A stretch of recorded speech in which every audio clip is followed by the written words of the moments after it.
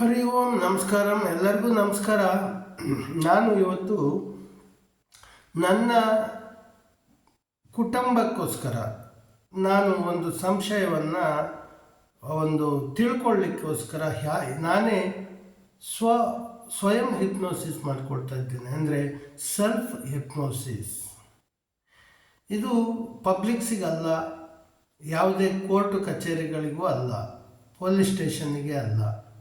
ಆದರೆ ಈ ಯಾವುದೋ ಒಂದು ವಿಧದಲ್ಲಿ ಹೇಳಬೇಕು ಅಂದರೆ ಯಾವುದೋ ಒಂದು ಸ್ವರ್ಗದ ಲೋಕ. ಆ ಲೋಕದಲ್ಲಿ ಅದು ಸ್ವರ್ಗ ಮತ್ತು ನರಕಗಳು ಎರಡೂ ಇರುತ್ತೆ. ಅಲ್ಲಿಂದ ಇದನ್ನು ಒಂದು ಹಿಪ್ನೋಸಿಸಲ್ಲಿ ನಾನು ತಿಳ್ಕೊಳ್ಳುವ ಪ್ರಯತ್ನ. ಅಲ್ಲಿ ಆ ಒಂದು ಸ್ವರ್ಗ ಲೋಕದಲ್ಲಿ ಒಂದು ಹೆಣ್ಮಗು ಜನನ ಆಗುತ್ತೆ. ಅವಳ ಹೆಸರೇ ಸೌಜನ್ಯ. ಸೌಜನ್ಯ ಸ್ವರ್ಗದಲ್ಲಿ ಹುಟ್ಟುತ್ತಾಳೆ. ಹಾಗೆ ನರಕ ಅನ್ನುವ ಕಾಲೇಜಿಗೆ ಹೋಗ್ತಾ ಇರ್ತಾಳೆ. ಹೋಗಿ ಬರುವಾಗ ಅವಳ ಮೇಲೆ ಯಾರೋ ದುಷ್ಕರ್ಮಿಗಳು ಅತ್ಯಾಚಾರವನ್ನು ಮಾಡಿ ಅವಳನ್ನು ಕೊಲೆ ಮಾಡ್ತಾರೆ. ಹಾಗಾಗಿ ಅವಳ ಆತ್ಮದೊಂದಿಗೆ ನಾನೀಗ ಸಂಭಾಷಣೆ ಮಾಡುವ ಪ್ರಯತ್ನ ಮಾಡ್ತೇನೆ. ಇದನ್ನು ಸರ್ಕಾರ, ಪೊಲೀಸ್ ಸ್ಟೇಷನ್ನು ಇದನ್ನು ಅಥವಾ ಯಾವುದೇ ಯೂನಿವರ್ಸಿಟಿಗಳು ರೆಕಾಗ್ನೈಸ್ ಮಾಡೋದಿಲ್ಲ. ಇದನ್ನು ಹಿಪ್ನೋಸಿಸ್ ಅನ್ನೋದನ್ನು ಇದು ವಿಜ್ಞಾನಕ್ಕೆ ವಿರುದ್ಧವಾಗಿರುವಂಥದ್ದು. ಹಾಗಾಗಿ ಇದನ್ನು ವಿಜ್ಞಾನವೂ ಒಪ್ಪೋದಿಲ್ಲ. ಆದರೆ ನಮ್ಮ ಸಮಾಧಾನಕ್ಕೋಸ್ಕರ ನಾವು ತಿಳ್ಕೊಳ್ಳುವ ಪ್ರಯತ್ನ ಮಾಡ್ಬೋದು, ತಿಳ್ಕೊಳ್ಬಹುದು ಅಷ್ಟೇ. ಆದರೆ ಇದೇ ಸತ್ಯ ಅನ್ನೋದಕ್ಕೂ ಆಗೋದಿಲ್ಲ. ಆದರೆ ಇದು ನಮ್ಮ ಪ್ರಯತ್ನ. ಇದು ನಮ್ಮ ಒಂದು ಕುಟುಂಬದಲ್ಲಿ ನಮ್ಮ ಕುಟುಂಬದಲ್ಲಿ ನಾವು ಮಾತಾಡ್ಕೊಳ್ತಾ ಇರೋದು ನಮ್ಮ ಮನೆಗೋಸ್ಕರ ಮಾಡಿಕೊಂಡಿರುವ ವಿಡಿಯೋ. ಇದು ಯಾರಿಗೋಸ್ಕರ ಮಾಡಿರುವ ವಿಡಿಯೋನೂ ಅಲ್ಲ. ಹಾಗೆ ಇದನ್ನು ವಿಜ್ಞಾನ ನಂಬೋದಿಲ್ಲ. ಹಾಗೆ ನ್ಯಾಯಾಲಯಗಳು, ಪೊಲೀಸ್ ಸ್ಟೇಷನ್ಗಳು ಇದನ್ನು ಒಪ್ಪೋದಿಲ್ಲ. ಹಾಗಾಗಿ ಇದು ಸಾರ್ವಜನಿಕರಿಗೆ ಸಂಬಂಧಪಟ್ಟ ವಿಡಿಯೋ ಅಲ್ಲ. ಮತ್ತೆ ಹೇಳ್ತಾ ಇದ್ದೇನೆ, ಇದು ನಮ್ಮ ಚಿಕ್ಕ ಮಕ್ಕಳಿದ್ದಾಗ ಆಟ ಆಡಿದ ಹಾಗೆ ಇದೊಂದು ನಮ್ಮ ಆಟನೂ ಇದರಲ್ಲಿ ಸೇರಿರುತ್ತೆ. ಇದೊಂದು ರೀತಿ ನಮಗೆ ಪ್ಲೇಯಿಂಗ್, ನಮ್ಮ ಮನೋಸ್ಥಿತಿಯನ್ನು ನಾವು ಇದನ್ನು ಹಿಪ್ನೋಟೈಸ್ ಮಾಡಿಕೊಂಡು ಮತ್ತು ಹಿಂದೆ ಆದ ಘಟನೆಗಳನ್ನು ತಿಳ್ಕೊಳ್ಳುವ ಪ್ರಯತ್ನ ಅಷ್ಟೇ. ಈಗ ನಾನು ತಿಳ್ಕೊಳ್ತಾ ಇದ್ದೇನೆ ಏನಂದರೆ, ಆ ಸ್ವರ್ಗದಲ್ಲಿ ಹುಟ್ಟಿದ ಹುಡುಗಿ, ಆ ಬಾಲಕಿ ಇಲ್ಲಿ ಈಚೆ ನರ್ಕ ಎಂಬ ಕಾಲೇಜಿಗೆ ಹೋಗ್ತಾ ಇರ್ತಾಳೆ. ಅಲ್ಲಿಂದ ಬರುವಾಗ ಅವಳನ್ನು ಯಾರೋ ದುಷ್ಕರ್ಮಿಗಳು ಅತ್ಯಾಚಾರ ಮಾಡಿ ಕೊಲೆ ಮಾಡಿಬಿಡ್ತಾರೆ. ಅದನ್ನು ಅವಳ ಆತ್ಮದೊಂದಿಗೆ ನಾನು ಅವಳ ಸಂಕಟದ ಬಗ್ಗೆ ತಿಳ್ಕೊಳ್ಳುವ ಪ್ರಯತ್ನ ಮಾಡ್ತಾ ಇದ್ದೇನೆ. ಸೌಜನ್ಯ ಆತ್ಮದ ಜೊತೆ ಮಾತಾಡ್ತಾ ಇದ್ದೇನೆ, ಮಾತಾಡುವ ಪ್ರಯತ್ನ ಮಾಡ್ತಾ ಇದ್ದೇನೆ. ಅಂದರೆ ನನ್ನನ್ನೇ ನಾನು ಹಿಪ್ನೋಸಿಸ್ ಮಾಡಿಕೊಂಡು, ಸೆಲ್ಫ್ ಹಿಪ್ನೋಸಿಸ್ ಮಾಡಿಕೊಂಡು ಆತ್ಮದೊಂದಿಗೆ ಮಾತುಕತೆ ನಡೆಸುವ ಪ್ರಯತ್ನ ಅಷ್ಟೇ. ಇದು ಯಾರಿಗೂ ಅಲ್ಲ. ಇದು ನನ್ನ ಒಂದು ಸಮಾಧಾನಕ್ಕೋಸ್ಕರ, ನನ್ನ ಕುಟುಂಬದ ಒಂದು ಜನರಿಗೆ ಈ ವಿಷಯವನ್ನು ತಿಳಿಸ್ಲಿಕ್ಕೆ ಅಷ್ಟೇ. ನಮ್ಮೊಳಗೆ ನಾವು ಇದನ್ನು ಒಂದು ಹಿಪ್ನೋಸಿಸ್ ಮಾಡ್ಕೊಳ್ಳೋದು. ನಂತರ ಸ್ವರ್ಗಲೋಕದಲ್ಲಿ ಹುಟ್ಟಿರುವಂತಹ ಸೌಜನ್ಯ ಎಂಬ ಹುಡುಗಿ ನರ್ಕ ಎಂಬ ಕಾಲೇಜಿಗೆ ಹೋಗ್ತಾ ಇರ್ತಾಳೆ. ಆ ನರ್ಕ ಎಂಬ ಕಾಲೇಜಿನಿಂದ ಸ್ವರ್ಗವೆಂಬ ಮನೆಗೆ ಬರುವಾಗ ಅಲ್ಲಿ ಅವಳ ಮೇಲೆ ದುಷ್ಕರ್ಮಿಗಳ ಅತ್ಯಾಚಾರ ಆಗುತ್ತೆ. ಅತ್ಯಾಚಾರ ಮಾಡಿ ಅವಳನ್ನು ಕೊಲೆ ಮಾಡ್ತಾರೆ. ಕೊಲೆ ಮಾಡಿದ ನಂತರ ಏನಾಗುತ್ತೆ ಅನ್ನೋದನ್ನು ಈಗ ಹಿಪ್ನೋಸಿಸ್ಗೆ, ಸೆಲ್ಫ್ ಹಿಪ್ನೋಸಿಸ್ಗೆ ಹೋಗಿ ತಿಳ್ಕೊಳ್ಳುವ ಪ್ರಯತ್ನ ನನ್ನದು. ಸೌಜನ್ಯಳ ಆತ್ಮದ ಜೊತೆ ಮಾತುಕತೆ. ಸೌಜನ್ಯಳನ್ನು ನಾನು ನನ್ನ ಮಗಳು ಅನ್ನುವ ರೀತಿಯಲ್ಲಿ ಅವಳ ಜೊತೆ ಅವಳ ಆತ್ಮದ ಜೊತೆ ಮಾತಾಡ್ತೇನೆ. ಸೌಜನ್ಯ, ನಿನ್ನನ್ನು ಹತ್ಯೆ ಮಾಡಿದರು, ಯಾರು ನಿನ್ನನ್ನು ಮಿಸ್ಯೂಸ್ ಮಾಡಿದರು, ಅವರು ಅಮಾಯಕರೋ ರೀತಿಯಲ್ಲಿ ನಿನ್ನೊಂದಿಗೆ ಮಾತಾಡಿ ಮತ್ತೆ ರಾಕ್ಷಸರಾದ್ರ, ಅವರು ನಿನಗೆ ಪರಿಚಯ ಇದೆಯೋ ಹೇಗೆ, ಅವರ ಹೆಸರುಗಳು ಹೇಳುವ ಪ್ರಯತ್ನ ಮಾಡು ಅಂತ ನಾನು ಸೌಜನ್ಯಳ ಆತ್ಮದೊಂದಿಗೆ ಮಾತಾಡುವ ಪ್ರಯತ್ನ ಮಾಡ್ತೇನೆ. ಇದು ಪಬ್ಲಿಕ್ಸಿಗಲ್ಲ, ಮತ್ತೆ ಹೇಳ್ತಾ ಇದ್ದೇನೆ.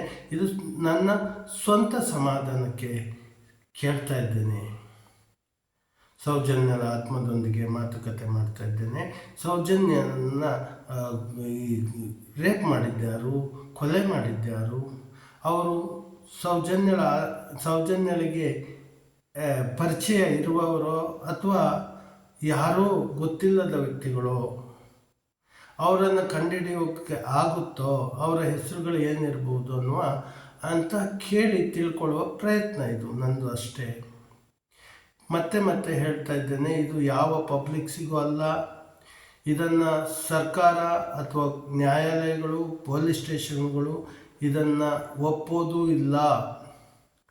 ಅದೇ ಯಾಕೆ ಒಪ್ಪೋದಿಲ್ಲ ಅಂದರೆ ಇದು ಒಂದು ವೈಜ್ಞಾನಿಕವಾಗಿ ಪ್ರತ್ಯಕ್ಷವಾಗಿ ಕಂಡುಬರುವಂತಹ ಯಾವ ವಿದ್ಯೆಯೂ ಅಲ್ಲದ ಕಾರಣ ಇದನ್ನು ಯಾವ ಯೂನಿವರ್ಸಿಟಿಗಳು ರೆಕಾಗ್ನೈಸ್ ಮಾಡಿಲ್ಲ. ಹಾಗಾಗಿ ಇದನ್ನು ವಿಡಿಯೋ ನಮ್ಮೊಂದಿಗೆ ನಾವು ಮಾಡಿಕೊಂಡು ನಾವು ತಿಳ್ಕೊಳ್ಳುವ ಪ್ರಯತ್ನ ಅಷ್ಟೇ. ಇದು ಅಂಧವಿಶ್ವಾಸ, ಮೌಢ್ಯದ ಅಂಡರಲ್ಲಿ ಬರುವಂಥದ್ದು ಅನ್ನೋದು ನನಗೆ ಗೊತ್ತಿದೆ. ಹಾಗಾಗಿ ಇದು ಪಬ್ಲಿಕ್ ಸಿಗಲ್ಲ ಅಂತ ಹೇಳಿಕೊಂಡು ಈ ವಿಡಿಯೋ ಮಾಡ್ತಾಯಿದ್ದೀನಿ.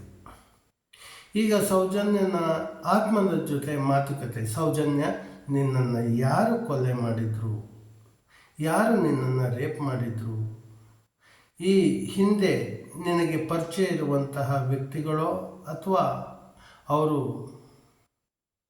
ನಿನಗೆ ಪರಿಚಯ ಇಲ್ಲದ ವ್ಯಕ್ತಿಗಳು ಅನ್ನೋದನ್ನು ಸರಿಯಾಗಿ ತಿಳಿಸಿಕೊಡು.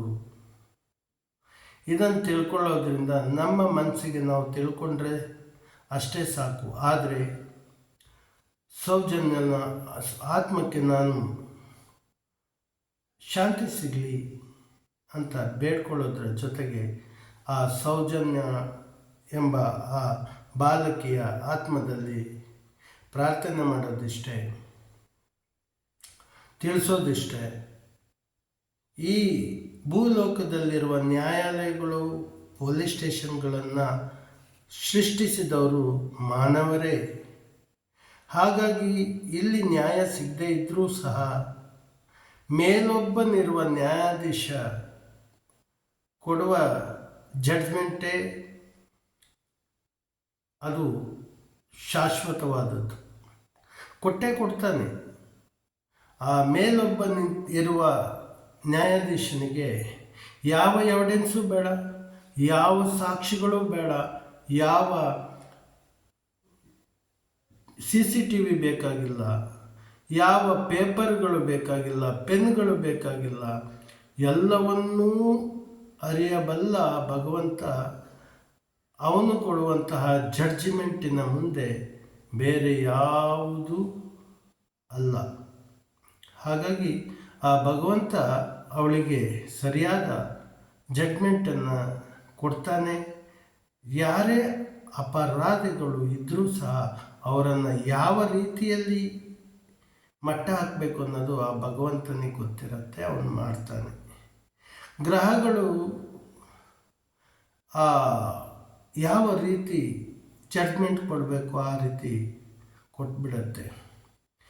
ಯಾವುದೇ ವ್ಯಕ್ತಿ ಆಗಿರಲಿ, ಅವನು ಎಷ್ಟೇ ಚಿಕ್ಕವನಾಗಿರಲಿ, ಎಷ್ಟೇ ದೊಡ್ಡವನಾಗಿರಲಿ, ಆ ಭಗವಂತನ ಮುಂದೆ ಯಾರ ಆಟವೂ ನಡೆಯೋದಿಲ್ಲ.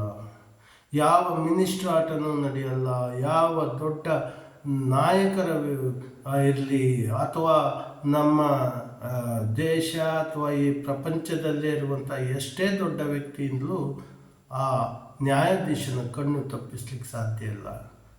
ಅದು ಸರ್ಕಾರದಿಂದಲೂ ಸಾಧ್ಯ ಇಲ್ಲ, ನ್ಯಾಯಾಲಯಗಳಿಂದಲೂ ಸಾಧ್ಯ ಇಲ್ಲ. ಆ ಭಗವಂತನಿಂದ ಮಾತ್ರ ಸಾಧ್ಯ. ಅವನೇ ದೊಡ್ಡ ನ್ಯಾಯಾಧೀಶ. ಎಲ್ಲಿಯೂ ನ್ಯಾಯ ಸಿಗದೇ ಇದ್ದಾಗ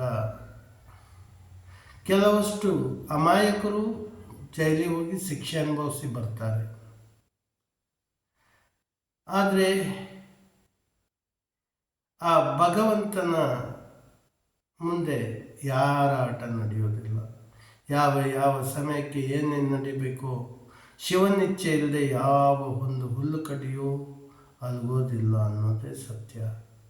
ಹಾಗಾಗಿ ಯಾರ ಕಣ್ಣು ತಪ್ಪಿಸಿದ್ರು ಮೇಲೆ ಒಬ್ಬ ಇರುವವನ ಕಣ್ಣು ತಪ್ಪಿಸ್ಲಿಕ್ಕೆ ಯಾರಿಂದಲೂ ಸಾಧ್ಯ ಇಲ್ಲ. ಇದನ್ನು ಪಬ್ಲಿಕ್ಸಿಗೋಸ್ಕರ ಮಾಡಿದ ವಿಡಿಯೋ ಅಲ್ಲ. ಆದ್ದರಿಂದ ಇದು ನಮ್ಮೊಳಗೆ ಮಾತಾಡ್ಕೊಳ್ತಾ ಇರೋವಂಥದ್ದು. ಈಗ ನಾನು ಹಿಪ್ನೋಸಿಸ್ಸಿಗೆ ಒಳಪಡ್ತಾ ಇದ್ದೇನೆ. Self hypnosis.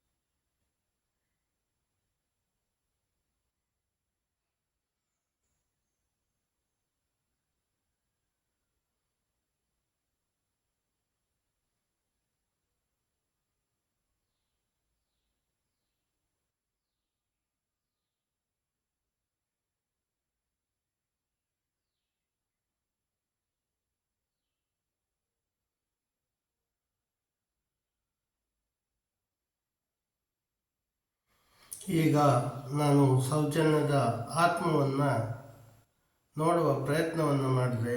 ಹಾಗೆ ಇನ್ನು ಮುಂದೆ ಮತ್ತೆ ಪುನಃ ಅವಳನ್ನು ಆ ಆತ್ಮದೊಂದಿಗೆ ಮಾತುಕತೆ ಮಾಡುವ ಪ್ರಯತ್ನ ನಡೀತಾನೆ ಇರುತ್ತೆ. ಯಾರು ಆ ಒಂದು ಕೊಲೆ ಮತ್ತು ಅತ್ಯಾಚಾರ ಮಾಡಿದ್ದಾರೆ ಎಂಬುದನ್ನು ತಿಳಿದುಕೊಳ್ಳುವ ಇನ್ನು 2ನೇ ಪ್ರಯತ್ನ ಇಂದು ರಾತ್ರಿ. ಹರಿ ಓಂ ನಮಸ್ಕಾರ.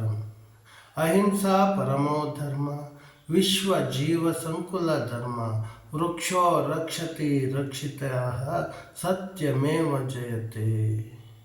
ಸ್ನೇಹಿತರೆ, ಯಾವತ್ತು ಹಿಂಸಾಚಾರವನ್ನು ಮಾಡ್ತೇನೆ, ಜೀವನದಲ್ಲಿ ಎಷ್ಟೊಂದು ನಮ್ಮಿಂದ ಸಾಧ್ಯವೋ ಅಷ್ಟೊಂದು ಪರೋಪಕಾರವನ್ನು ಮಾಡಿ ಬದುಕುವ ಪ್ರಯತ್ನ ಮಾಡಬೇಕು. ಹಾಗೆ ಯಾವ ಜೀವಿಯನ್ನು ಹಿಂಸಿಸಬಾರ್ದು, ಹಾಗೆ ಬದುಕಬೇಕು. ನಾವು ತಿನ್ನುವ ಪ್ರತಿಯೊಂದು ತುತ್ತಿನಲ್ಲೂ ನಮ್ಮ ಶ್ರಮದ ಕಣ್ಣೀರಿನ ಹನಿಯಿಂದ ಬಂದಂತಹ ಆ ತುತ್ತೋ ಅಥವಾ ಬೇರೆ ಜೀವಿಗಳ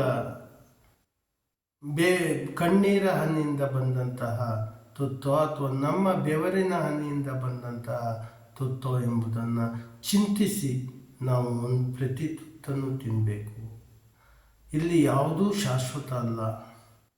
ಕೇವಲ ಒಂದು ಕಾಮಕ್ಕೋಸ್ಕರ, ಕೇವಲ ಒಂದು ಆಸ್ತಿಗೋಸ್ಕರ ಇಂದಿನ ದಿನಗಳಲ್ಲಿ ಕೊಲೆ ದರೋಡೆಗಳು ನಡೆಯುತ್ತೆ. ಯಾಕೆ ನಡೆಸಬೇಕು? ಈ ಶರೀರವೇ ಶಾಶ್ವತ ಅಲ್ಲದ ಮೇಲೆ ಇಂತಹ ಈ ಕೊಲೆ ದರೋಡೆಗಳು, ಹಿಂಸೆ, ಚಿತ್ರಹಿಂಸೆಗಳು ಮಾಡದೆ ಬದುಕೋದು ಒಳ್ಳೆಯದಲ್ವೇ? ನಾವು ಯಾವುದೇ ಸಸ್ಯವನ್ನು ಕೊಲ್ಲಬಾರ್ದು. ಅಂದರೆ ಪ್ರತಿಯೊಂದು ನಾವು ತಿನ್ನುವ ಆಹಾರದಲ್ಲಿಯೂ ಅಂದರೆ ಈ ಬೀಜಗಳು, ಧಾನ್ಯಗಳು, ಗಿಡ ಮರಗಳು ಎಲ್ಲವುಗಳಿಗೂ ನೋವು ಅನ್ನೋದು ಇದೆ. ಹಾಗಾಗಿ ಆ ಭಗವಂತ ನಮಗೆ ಏನನ್ನು ತಿನ್ನಬೇಕು ಅಂತ ಕೊಟ್ಟಿದ್ದಾನೋ ಅದನ್ನು ಮಾತ್ರ ತಿನ್ನಬೇಕು. ಎಲ್ಲವನ್ನೂ ತಿನ್ನುವಂತೆ ಇಲ್ಲ. ಹರಿ ಓಂ ನಮಸ್ಕಾರ.